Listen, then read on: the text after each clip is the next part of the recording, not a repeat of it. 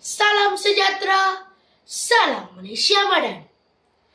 Bak kata pepatah, tak kenal maka tak cinta. Jadi, izinkan saya perkenalkan diri. Nama saya Lakshman Nair Devan Nair. Saya belajar tingkatan 2 di Sekolah Menengah Kebangsaan Kedah yang terletak di Temerloh, Pahang. Kod sekolah saya ialah CEA 7060. Sayang kumbang mencari makanan, terbang seiring di tepi sekali. Selamat datang kami ucapkan, moga diiring restu ilahi.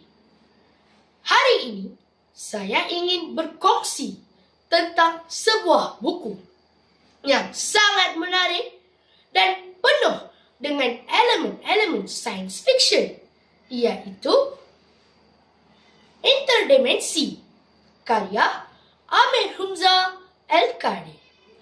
Buku ini dikeluarkan oleh Utusan Publication dan Distribution Sendirian Berhad.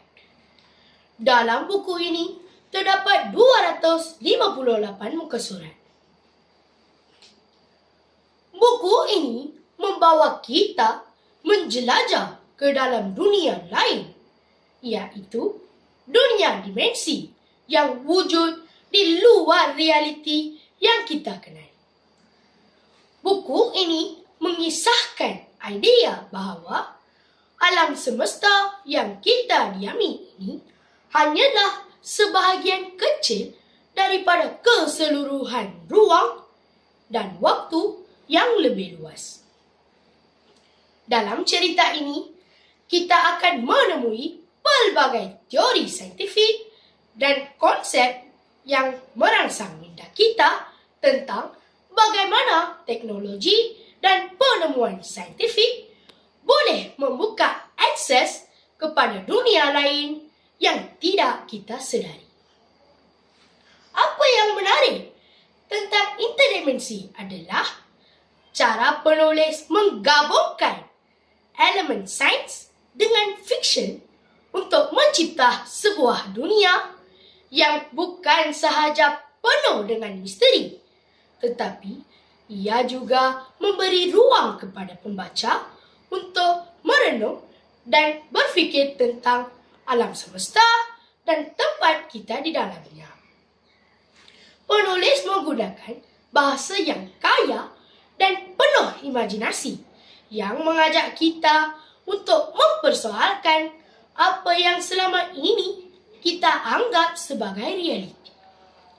Selain daripada elemen science fiction, buku ini juga membawa pembaca untuk mengkritik pemikiran konvensional kita mengenai dunia.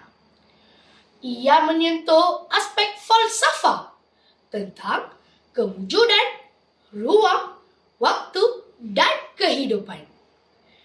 Ia memberi ruang kepada pembaca untuk merenung dan berfikir tentang potensi alam semesta yang lebih besar. Secara keseluruhan, buku ini adalah sebuah buku yang bukan sahaja penuh dengan misteri. Ia bukan sekadar karya hiburan, tetapi ia juga sebuah pemikiran mendalam tentang alam semesta, teknologi dan tempat kita di dalamnya.